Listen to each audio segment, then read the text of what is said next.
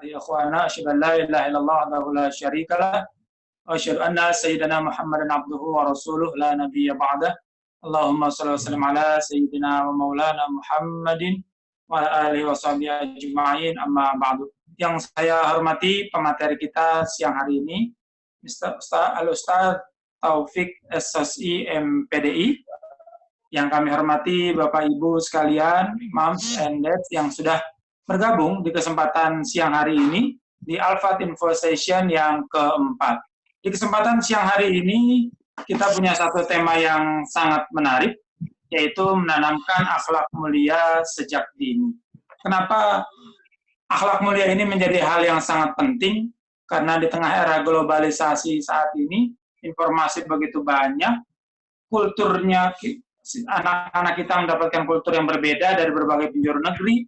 Mungkin di negeri sana dibilang itu sopan, tapi di negeri kita terlihat seperti agak kurang sopan. Nah, kira-kira bagaimana akhlak yang mulia, akhlak yang baik, yang Islam ajarkan, sehingga kita semua harus melaksanakannya, anak-anak kita pun melaksanakannya. Nah, kurang lebih 60-90 menit ke depan, kita akan berdiskusi, berdialog mengenai cara-cara menanamkan akhlak mulia yang telah dilaksanakan di Al-Fat secara umum, baik di TK, SD, SMP, dan khususnya yang akan dilaksanakan nanti di SMA. Baik, Bapak Ibu sekalian, sebelumnya saya perkenalkan pemateri kita, Ustaz Taufik SSI MPDI ini. Beliau awalnya adalah pengajar agama Islam untuk TK, kemudian ke SMP, dan sekarang alhamdulillah diberikan amanah sebagai kepala sekolah di SMP Al-Fat BSD. Begitu ya Pak Taufik ya?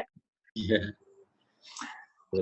Baik, Bapak Ibu sekalian, kurang lebih 45 menit ke depan kita akan mendengarkan paparan singkat dari Ustaz Taufik, dan kemudian nanti akan ada sesi tanya jawab.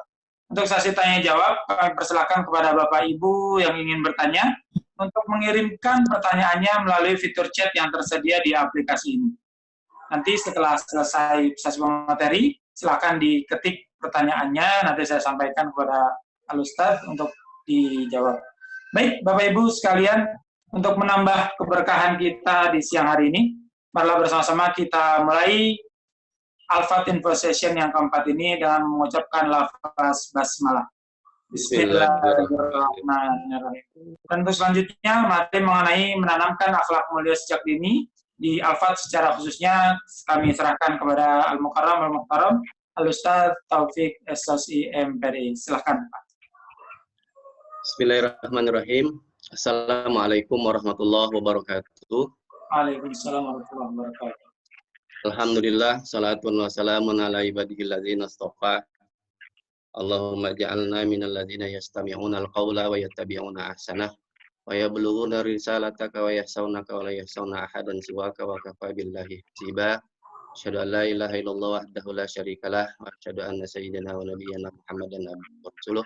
Allahumma shalli wa sallim wa karim ala habibina wa syafi'ina wa maulana Muhammadin wa ala alihi wa sahbihi ajma'in. Subhanaka la ilma lana illa ma 'allamtana innaka antal alimul hakim. Rabbi shrah li sadri wa yassir li amri wa hlul 'uqdatam min lisani yafqahu qawli wa ba'd.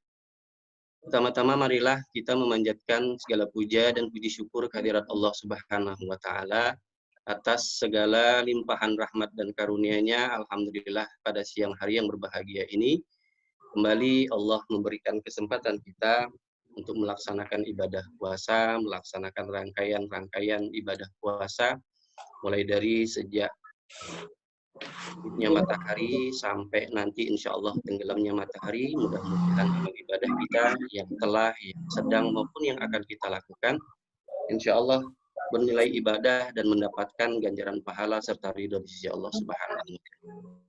Salawat dan salam tak lupa kita sanjungkan pada junjungan besar kita Nabi Muhammad SAW serta keluarga dan para sahabatnya. Mudah-mudahan kita semua memperoleh syafaatnya di yaumil kiamat.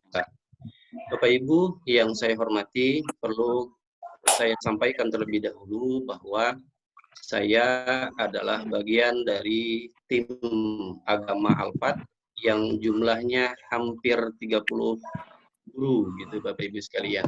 Saya hanyalah bagian dari mereka dan kebetulan diminta untuk mewakili menjelaskan program pendidikan ataupun penanaman akhlakul karimah yang ada di Al-Fat kita ini. Nah, oleh karena itu saya mohon ta'zim wa takrim kepada para asatiz, terutama para guru-guru agama Al-Fat. Mohon maaf kalau seandainya nanti ada salah-salah khilaf, mohon dibantu untuk ayun ataupun diklarifikasi berkaitan dengan apa yang nanti akan kita sampaikan. Insyaallah mudah-mudahan apa yang nanti kita sampaikan semata-mata adalah untuk keberhasilan dan kesuksesan didik kita semuanya. Dan yang saya hormati para ibu-ibu dan bapak-bapak sekalian yang siang hari ini juga sudah bergabung pada kesempatan ini. Perlu saya sampaikan juga bahwa tidak ada maksud untuk memberikan kajian yang lebih gimana, saya hanya ingin berbagi, sharing berkaitan dengan bagaimana sih pola pendidikan ataupun penanaman pendidikan akhlak yang ada di Al-Fat kita, baik yang ada di BSD maupun di Cirende. Terus yang nantinya akan kita programkan untuk sekolah yang baru kita, yaitu SMA Al-Fat. Bapak Ibu sekalian, hari ini saya awali dengan dua dalil yang berkaitan dengan mengapa penanaman akhlakul karimah itu sangat penting dan sangat perlu kita perhatikan sebagai orang tua dan juga sebagai guru. Yang pertama, Ibu sekalian, saya akan sampaikan tentang dalil Al-Quran. Dalil Al-Quran, surah Al-Baqarah ayat 83. A'udzubillahi minasyaitonirrajim. Bismillahirrahmanirrahim. Allah Subhanahu wa taala berfirman, la ta'buduna illallah wa bil walidaini ihsana wa dzil qurba wal yatama wal masakini wa qulu linnasi. Janganlah kamu menyembah selain Allah, berbuat baiklah kepada kedua orang tua, kerabat, anak yatim, dan orang-orang miskin, dan bertutur katalah yang baik kepada manusia. Bapak Ibu yang saya hormati, firman Allah ini mengajak dan menganjurkan kita sebagai makhluk ciptaan Allah untuk memiliki akhlakul karimah, untuk memiliki budi pekerti, untuk memiliki adab yang mulia. Jadi kalau kita bisa katakan apa itu akhlak, akhlak itu adalah karakter, budi pekerti, tata krama. Kalau kita ambil simpelnya saja begitu Bapak Ibu sekalian. Kalau seandainya kita kaji di beberapa literatur, dari beberapa pendapat para ulama dan pendapat para tokoh ilmuwan, maka tentunya bervariasi tentang ilmu tentang akhlak itu. Karena itu intinya bahwa pendidikan karakter, akhlak mulia, serta kepribadian seorang muslim dan muslimah yang harus dibentuk oleh kita sebagai orang tua dan juga sebagai guru untuk anak-anak kita adalah akhlakul karimah.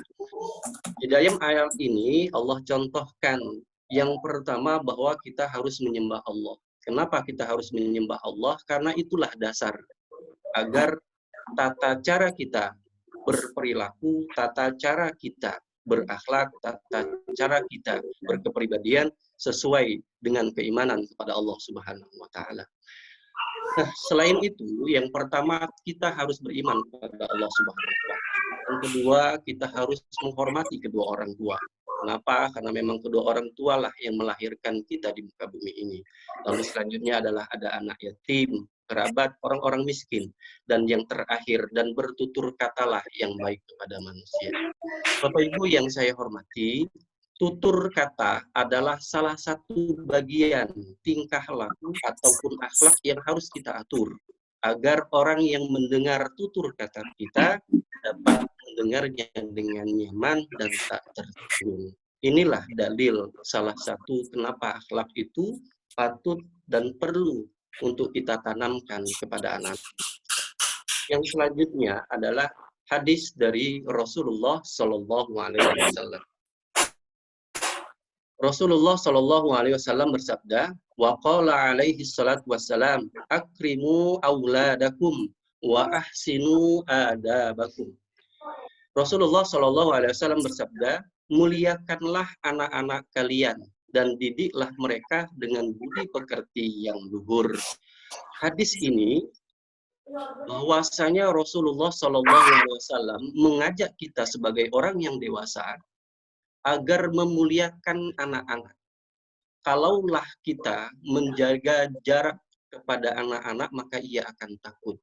Di zaman Rasulullah pun, Rasulullah sangat senang beliau dengan cucunya. Kalau beliau pergi kemana-mana, pernah anak ataupun cucu beliau ajak. Nah, inilah bahwasanya Rasulullah pun mencintai anak-anak. Dan kita orang dewasa saat ini pun juga harus mencintai anak-anak kita.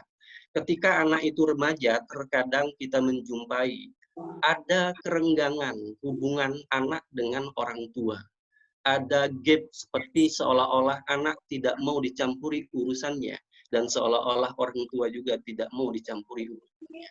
Memang ada batasan-batasan yang memang tidak boleh dicampuri oleh anak kepada orang tua, tetapi komunikasi yang baik itu adalah upaya menjalin keharmonisan hubungan antara anak dengan orang tua. Begitu pula didiklah mereka dengan budi pekerti yang luhur. Budi pekerti yang luhur ini, Bapak Ibu sekalian, adalah sebagai perisai, sebagai tameng untuk menghadapi kenakalan-kenakalan atau bobroknya perilaku-perilaku yang menyimpang. Anak didik atau anak-anak kita yang sudah kita berikan, yang sudah kita latih, yang sudah kita biasakan dengan budi pekerti yang luhur, dengan akhlakul karimah, maka dimanapun dia berada, insya Allah dia akan menjaga dirinya sendiri. Nah, inilah kenapa Rasulullah Shallallahu Alaihi Wasallam dan juga Allah Subhanahu Wa Taala melalui firman-Nya menjelaskan betapa pentingnya penanaman akhlak itu kepada anak-anak kita. Oleh karena itu, Bapak Ibu sekalian, terutama di bulan suci Ramadan ini, sempatkanlah kita mengkaji ilmu agama, memberikan tauladan yang baik kepada anak-anak kita yang ada di rumah. Bapak Ibu sekalian yang saya hormati, dua landasan inilah yang menjadi pegangan kami sebagai guru agama untuk mendidik anak-anak Al-Fat agar memiliki akhlakul karimah. Kemudian kondisi moral ataupun perilaku anak saat ini. Ada banyak tantangan yang dihadapi oleh anak-anak kita. Beda dengan zaman kita dahulu. Zaman kita dahulu mungkin handphone belum ada, internet belum ada. Mengaji kita bersama-sama, memegang Al-Quran menuju ke musola, itu dengan gembira dan tawa raya. Tetapi saat ini kadang anak-anak kita itu malu untuk memegang kitab sucinya. Sementara alat-alat yang saat ini berkembang itu tidak lepas dari tangannya. Contoh seperti handphone. Kalau tidak bisa ibu dan bapak perhatikan deh anak-anak yang ada di rumahnya. Berapa jam dia meninggalkan HP-nya? Berbeda kalau memang HP tersebut dipergunakan untuk pembelajaran. Tetapi seberapa banyak anak menggunakan HP tersebut untuk pembelajaran? Kalau kita bisa lihat mungkin hanya 1 ataupun 2 jam anak-anak mengakses pendidikan. Tetapi selebihnya banyak main game dan sebagainya, chatting-chattingan yang tidak jelas dan sebagainya. Nah, inilah tantangan anak-anak kita. Hingga akhirnya mengabaikan apa yang menjadi pegangan dia sebagai tameng untuk menghadapi kehidupan yang akan masa datang. Nah, akhlakul karimah ini juga menuntun bagaimana melakukan atau menggunakan teknologi tersebut dengan akhlakul karimah. Tentunya tatkala kita memposting sesuatu, kalau kita mau mengintegrasikan dengan pendidikan ataupun penanaman akhlakul karimah, tentunya memposting sesuatu yang bernilai manfaat bagi khalayak umat. Nah, ini salah satu contoh. Jadi Bapak Ibu sekalian, tantangan anak kita saat ini adalah pesatnya perkembangan informasi dan teknologi.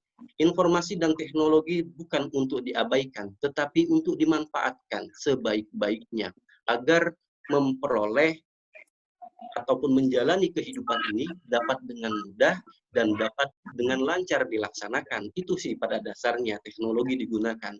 Tetapi kalau kita lost control terhadap anak-anak kita yang menggunakan teknologi tersebut, maka jangan salah kalau anak-anak kita terkadang melakukan perbuatan-perbuatan yang menyimpang dari agama, seperti pelecehan seksual dan sebagainya. Nah, itu yang pertama Bapak Ibu sekalian. Intinya teknologi sangat bermanfaat untuk kita, tetapi jangan salah digunakan. Nah, agar tidak salah digunakan inilah kita sebagai orang tua memberikan peran, memberikan bimbingan agar dapat menggunakan teknologi tersebut dengan sebaik-baiknya pada anak. Kemudian yang kedua, tantangan anak kita adalah kurangnya perhatian dengan pendidikan agama. Bapak Ibu sekalian, pendidikan agama itu luas sekali. Tidak hanya mengkaji fikih, tidak hanya mengkaji akidah. Kita ambil yang sederhana saja. Membaca Al-Quran saja itu kadang anak-anak itu luar biasa malesnya. Luar biasa banyak sekali godaannya. Belum dia harus berkomunikasi dengan teman-temannya lewat media sosial. Jadi tatkala ada waktu di mana dia harus membaca Al-Quran, gangguan itu hadir. Nah, oleh karena itu, inilah yang dapat mengurangi perhatian anak kita dengan pendidikan agama. Kalaulah kita sebagai orang tua dan sebagai guru lemah di dalam memberikan kedisiplinan yang menyenangkan untuk anak-anak kita, maka jangan harapkan mereka akan bersemangat di dalam memperoleh ataupun belajar tentang pendidikan agama. Karena pendidikan agama disitulah mereka akan mengetahui akhlak karimah yang baik yang diajarkan oleh Rasulullah dan juga oleh para ulama-ulama lain. Kemudian yang ketiga, tantangan untuk anak-anak kita adalah kasus kriminal akibat buruknya perilaku dan ataupun moral. Kalau kita sering lihat, ya, kita sering lihat di beberapa tayangan yang ada di televisi, gitu, seperti maaf kadang tuh ada salah satu stasiun TV yang mengajak pihak kepolisian berpatroli malam-malam hari, itu luar biasa. Ya. Hampir yang banyak dijumpai adalah anak-anak. Baik anak-anak usia SD, SMP, maupun usia yang sudah SMA. Kenakalan-kenakalan, perilaku-perilaku menyimpang yang mereka luapkan di perjalanan, itu banyak ditangkap ataupun banyak ditemui oleh pihak kepolisian. Nah, kriminal-kriminal inilah salah satu kemungkinan yang terjadi adalah minimnya pendidikan akhlak yang dapat mereka terima. Nah, tanggung jawab kita sebagai orang tua tentunya tidak menginginkan anak-anak kita ini terjerumus dari tindakan-tindakan kriminal yang dapat merugikan keluarga. Kemudian yang keempat adalah buruknya tauladan orang dewasa. Bapak Ibu sekalian yang saya hormati, terkadang saya malu melihat beberapa orang yang ada di luar negeri yang melalui video dan sebagainya. Mereka lebih berani, mereka lebih keren menjalankan tauladan yang akan diterapkan dan dicontohkan oleh anak-anaknya. Malu kita sebagai orang Indonesia terkadang. Contoh sederhana saja, kita masih sembarang membuang sampah. Kadang kita membuang sampah di sungai yang sedang mengalir. Apalagi kadang membuang tisu ketika kita mengendarai kendaraan. Tauladan-tauladan ini sederhana Bapak Ibu sekalian. Tetapi ketika itu dilihat oleh anak-anak kita, maka ia akan mencontoh perilaku kita tersebut. Oleh karena itu, konsistensi kita, komitmen kita untuk berperilaku, untuk memiliki akhlakul karimah, juga patut kita perlihatkan pada anak-anak kita. Karena siapa lagi yang mereka akan tauladani kecuali kita sebagai orang dewasa. Terutama kita sebagai guru dan juga sebagai orang tua. Bapak Ibu sekalian, di sini ada yang terakhir, silakan di sini ada berdasarkan data dari Komisi Perlindungan Anak Indonesia, ya KPAI tahun 2003 ya, menyatakan sebanyak 32% remaja usia 14 hingga 18 tahun ya pernah berhubungan seks. Kasus lain berdasarkan data Badan Narkotika, hingga 2008 pengguna narkoba di Indonesia mencapai 3,2 juta orang. Dari jumlah 32% adalah pelajar dan mahasiswa. Bapak Ibu sekalian, inilah potret bangsa kita, potret anak-anak kita yang masih butuh bimbingan dari kita sebagai orang dewasa. Jangan berhenti membimbing mereka, karena mereka adalah anak-anak kita, karena mereka butuh tauladan dari kita. Baik, Bapak Ibu sekalian yang berbahagia, slide selanjutnya adalah bagaimana sih Islam mengajarkan kita untuk membentuk akhlakul karimah. Saya akan kutip 3 faktor dari Imam Al-Ghazali dalam kitab Ihya Ulumuddin. Beliau mengatakan yang ini juga menjadi landasan kami dalam menjalankan pendidikan agama yang ada di Al-Quran. 3 faktor yang menjadi landasan untuk menerapkan penanaman akhlakul karimah. Yang pertama adalah tabaan ataupun watak. Watak manusia asal mulanya terbentuk sejak lahir adalah fitrah, turunan dari orang tua. Sehingga orang tua sangat berperan dalam membentuk karakter anak-anak. Bapak Ibu sekalian, Allah ciptakan manusia ke muka bumi ini dalam keadaan hanif. Kehanifan itu adalah cenderung kepada kebaikan. Kehanifan itu adalah cenderung kepada kebaikan. Kehanifan itu adalah cenderung kepada keindahan.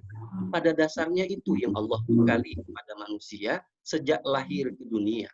Maka itu berubah ketika godaan-godaan syaitan lahir menggoda manusia. Nah, kalau kita sebagai orang dewasa tidak bisa mengiring dan tidak bisa mengarahkan watak dan perilaku anak ini menjadi baik, serta mengajarkan bagaimana anak-anak kita bisa menghadapi godaan-godaan tersebut, serta mampu menyelesaikan solusinya, maka insya Allah anak-anak kita akan kuat. Inilah watak, tobaan, tobian. Anak-anak kita dibekali dengan watak itu. Jadi pada keadaannya yang hanif, mulia, lalu berubah, nah kita orang dewasa ini yang mengajarkan agar selalu lurus kehanifan tersebut. Yang kedua adalah kebiasaan.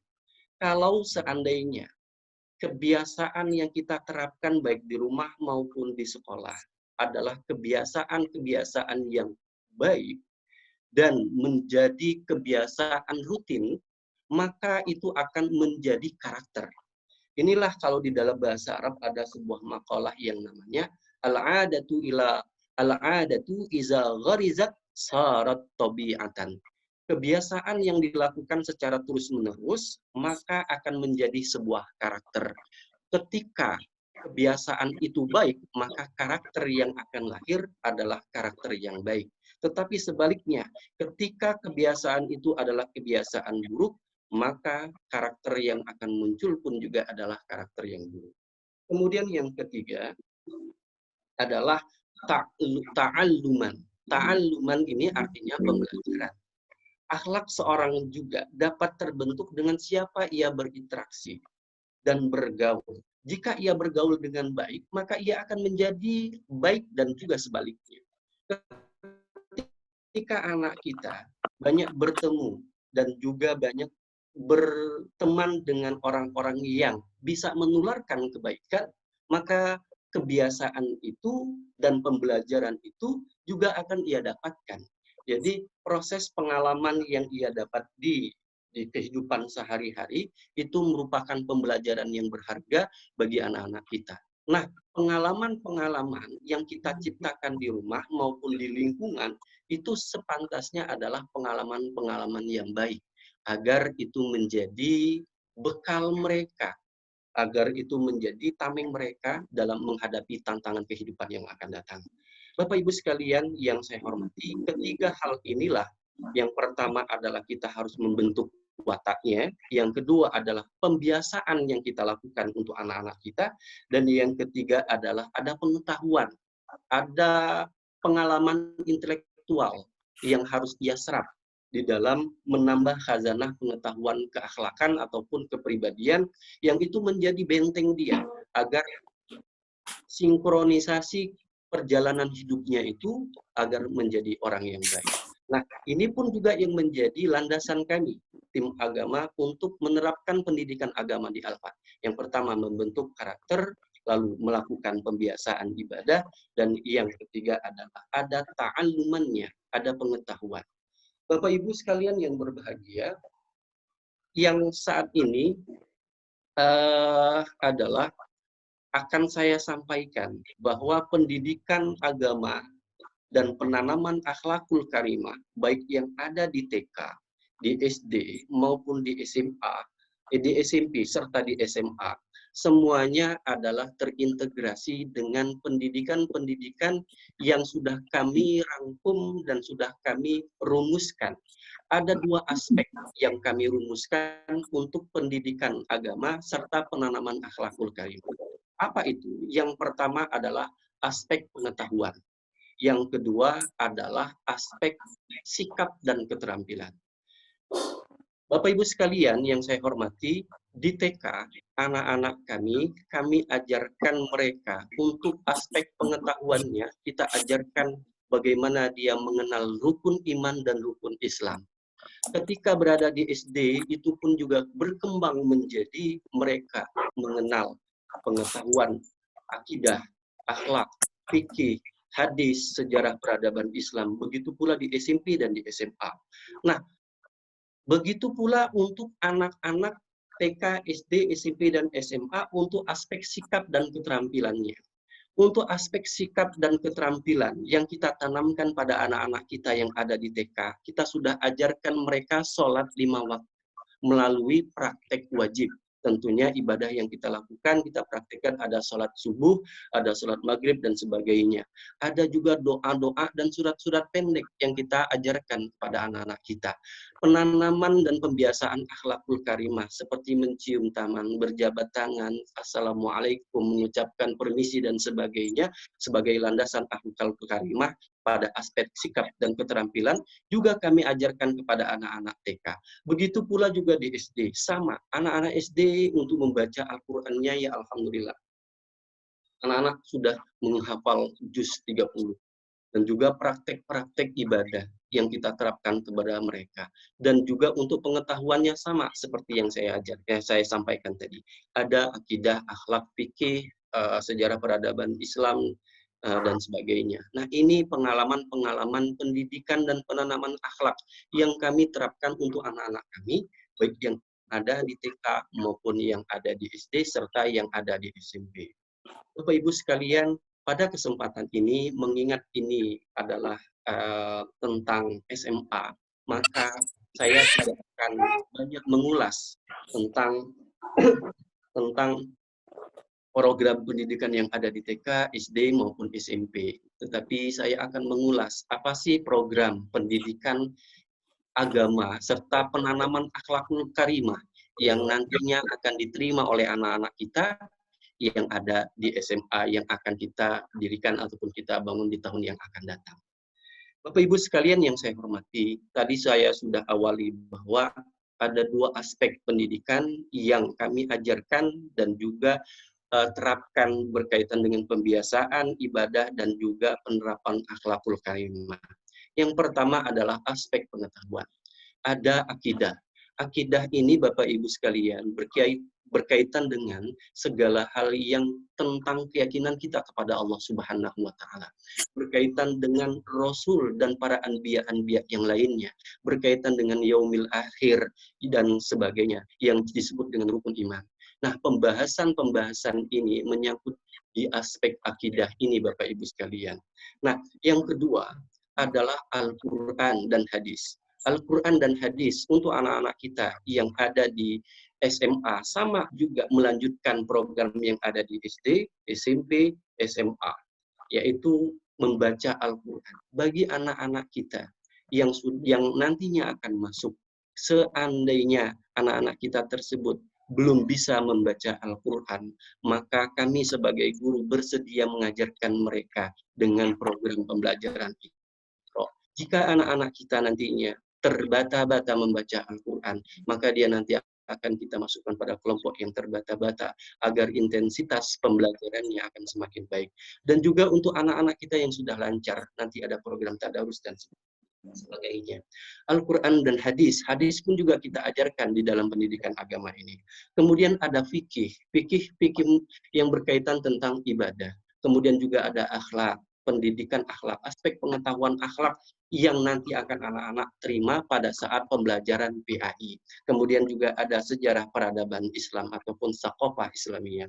Bapak Ibu sekalian yang berbahagia, sejarah peradaban ini adalah penting untuk kita kenalkan kepada anak-anak kita. Kenapa? Dari sinilah mereka banyak mentauladani para rasul, para anbiya yang nantinya, dan juga para ulama-ulama yang menjadi panutan hidupnya nanti di hari kelak. Kemudian Bapak Ibu sekalian, itu aspek pengetahuan. Untuk aspek yang kedua adalah aspek keterampilan dan sikap.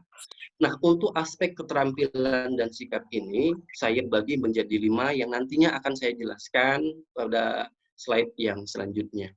Aspek keterampilan dan sikap yang pertama adalah berdimensi ketuhanan. Yang kedua adalah berdimensi kemanusiaan. Yang ketiga adalah cinta peradaban Islam. Yang keempat, berdimensi keselamatan lingkungan. Dan yang kelima, mengaplikasikan nilai-nilai akidah dan ibadah dalam kehidupan nyata. Baik, Miss, sudah bisa dilanjutkan ke slide ini. Kita coba pahami beberapa aspek tersebut.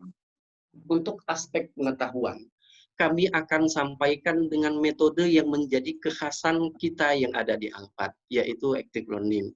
Pembelajaran yang aktif, yang merangsang imajinasi anak dan sensor gerak mereka. Kenapa? Inilah yang mereka sukai. Bapak Ibu sekalian yang berbahagia, anak-anak itu memiliki 4 karakter. Dia ada yang disebut dengan verbal linguistik, kemampuan berbahasa. Ada yang visual, ada yang auditorial, dan juga ada kinestetis. Keempat cara belajar ini harus mampu disuguhkan oleh guru untuk mengakomodir kegiatan active learning ini yang ada pada anak-anak kita. Jangan sampai pembelajaran yang kita sampaikan tidak ada yang nyangkut di proses ataupun cara belajar yang 4 itu tadi. Nah, proses pembelajaran PAI yang akan kami sampaikan kepada anak-anak kami adalah yang pertama,